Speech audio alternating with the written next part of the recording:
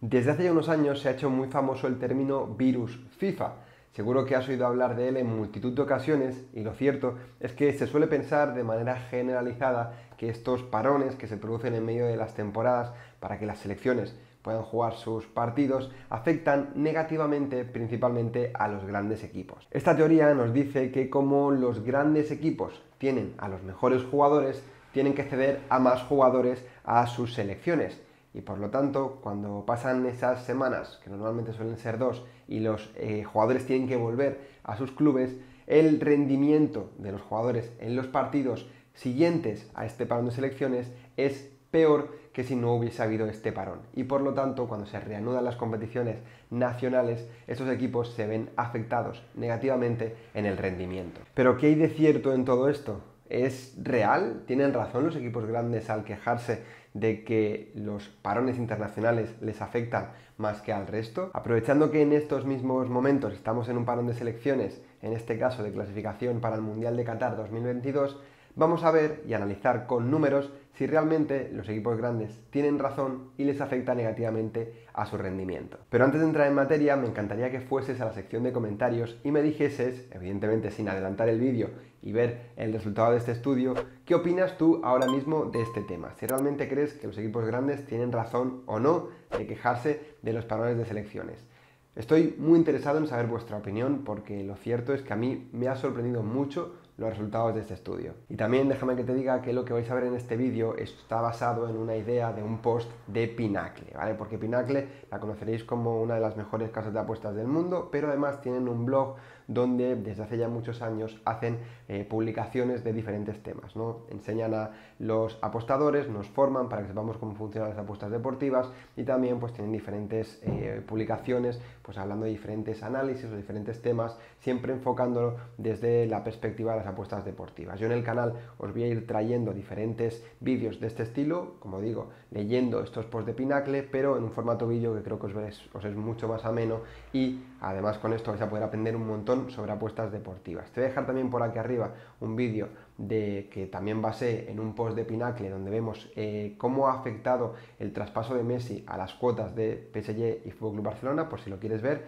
y también en la descripción vas a tener el enlace de este post que te estoy comentando en el que baso este vídeo y desde ahí ya vas a poder ver un montón de publicaciones de Pinacle que son súper interesantes. Así que vamos a entrar ya un poquito en materia y vamos a intentar dar respuesta a esas preguntas que os planteaba antes y también el artículo del que vamos a hablar en este vídeo intenta dar respuesta a si realmente los equipos grandes tienen más probabilidades de perder después de un parón de selecciones que en el resto de partidos, ¿no? Como os decía antes, la teoría dice básicamente que si como los equipos grandes tienen más jugadores que ceder a las selecciones a las que pertenecen estos jugadores, tienen más jugadores cansados cuando se reanuda la competición, ¿no? Porque estos jugadores pues han viajado, en muchas ocasiones han viajado miles y miles de kilómetros y ahora tienen que volver y sin apenas descanso empiezan a jugar con sus clubes. En cambio, los equipos pues inferiores tienen peores jugadores, pero en cambio esos jugadores no han tenido que viajar, han estado descansando, entrenando en su misma ciudad sin hacer miles y miles de kilómetros y por lo tanto se cree o de manera generalizada se suele pensar que esto es una ventaja de los equipos pequeños y que por lo tanto los equipos grandes tienen más probabilidades de perder después de estos parones de selecciones. Y en contraposición a esto también he escuchado hablar varias veces de gente que dice que esto realmente no es así y que lo único que pasa es que cuando un partido enfrenta a un equipo grande, uno de los equipos grandes de la liga contra un equipo más pequeño y es el primer partido tras un parón de selecciones y el equipo pequeño gana, se nos queda más grabado en la memoria que si gana el equipo grande, porque que gane el equipo grande suele ser lo normal y no tiene tanta relevancia. Así que bueno, para intentar dar respuesta a todas estas preguntas que os estaba planteando, este estudio se centra en concreto en las 5 temporadas de la Premier League que van desde el año 2012 hasta el año 2017. Es cierto que el artículo ya tiene unos años, pero lo cierto es que evidentemente sigue siendo válido a día de hoy.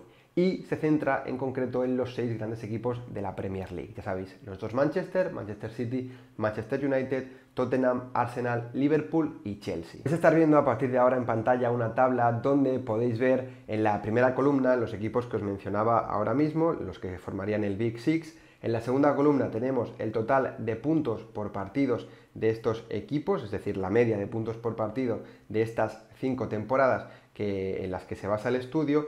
En la tercera columna tenemos los puntos por partido, únicamente los que son tras parones internacionales, y en la cuarta tenemos los puntos por partidos en otros partidos, ¿de acuerdo? Simplemente separa lo que serían los partidos tras un parón de selecciones y los partidos que son simplemente el resto. Y por último, en la quinta columna tenemos pues lo que sería el diferencial de restar los puntos por partido en los parones internacionales con respecto a los puntos por partido en otros partidos. Con los datos de esta tabla podemos empezar a intuir por dónde van los tiros, ya que si hacemos una media de los datos de la tercera y la cuarta columna, tenemos que el Big Six promedia 1,95 puntos por partido en los partidos tras el parón de selecciones y, en cambio, promedia 1,936 en el resto de partidos. Por lo que, al menos con estos datos sobre la mesa, podríamos decir que no hay mucha diferencia entre los resultados que sacan los grandes equipos cuando estamos en medio de una temporada y no ha habido parón de selecciones y cuando venimos de un parón de selecciones. Los números son muy parecidos, pero lo cierto es que en estos números tenemos que fijarnos en un pequeño detalle, y es que aquí incluye todos los partidos tras los parones de selecciones. ¿Qué pasa? Que estos datos, como digo, están basados en el Big Six de la Premier League. La Premier League está formada por un total de 20 equipos. Por lo tanto, si cogemos esos 6 equipos, estamos hablando del 30% de la competición. ¿Qué quiero decir con esto? Básicamente que es pues, una gran parte de la competición. Como digo, estamos hablando del 30%. Y, evidentemente, si cogemos un 30%, si cogemos 6 equipos de 20 y hacemos un sorteo, es probable que en estos emparejamientos salga partidos entre los componentes del Big Six. Quiero decir con esto que en estos datos quizá deberíamos descartar los partidos en los que, tras un parón de selecciones, se enfrenta el Big Six, porque al final estamos haciendo que choquen los datos y en el estudio que queremos hacer o que estamos haciendo, esto no nos interesa. Así que con esta información, si descartamos todos los partidos de estas 5 temporadas en los que se han enfrentado tras un parón de selecciones los equipos del Big Six, encontramos que en total hay 16 partidos. Así que lo que hacemos es eliminar estos 16 partidos y de nuevo ver qué nos muestran los datos. Vais a estar viendo en pantalla una tabla donde analizamos, donde podéis ver los resultados de lo que serían los partidos tras los parones de selecciones y el resto de partidos, sin tener en cuenta estos 16 partidos en los que se enfrenta. Y si nos fijamos de nuevo en la tercera y cuarta columna y hacemos la media de los 6 equipos, nos encontramos que tras los parones internacionales la media conjunta es de 2,18, mientras que la media conjunta en el resto de partidos es de 2,15. Es decir, aun eliminando los partidos directos entre equipos del Big Six, seguimos viendo números muy similares independientemente de si venimos de un parón de selecciones o no. Pero además de esto, si dejamos un poco de lado los puntos y nos fijamos en los goles o la diferencia de goles, mejor dicho, es decir, la diferencia entre los goles que marcan los equipos del Big Six y los goles que encajan tras los parones de selecciones, estos equipos tienen de media un total de 0,17 goles por partido de más. Es decir, marcan más goles y les encajan menos en los partidos tras los parones de selecciones. Es cierto que la diferencia es prácticamente insignificante, tanto en los puntos por partido como en lo que sería la diferencia de goles, pero lo cierto es que si esta teoría que os estaba comentando antes dice que los equipos grandes salen perjudicados, lo cierto es que parece que incluso no es que no salgan perjudicados, sino que sea levemente salen beneficiados. Por lo tanto, los datos demuestran que los grandes equipos no solo es que tengan a mejores jugadores, sino es que además tienen a grandes plantillas que les permiten afrontar estos parones de selecciones sin que les afecte en exceso a los resultados que van a obtener cuando vuelven de este parón. Por lo tanto, podemos concluir que al menos de forma general no es necesario que cambiemos nuestra forma de analizar cuando o diferenciando los partidos que se producen después de un parón con respecto a los partidos que se producen en cualquier otro momento de la temporada.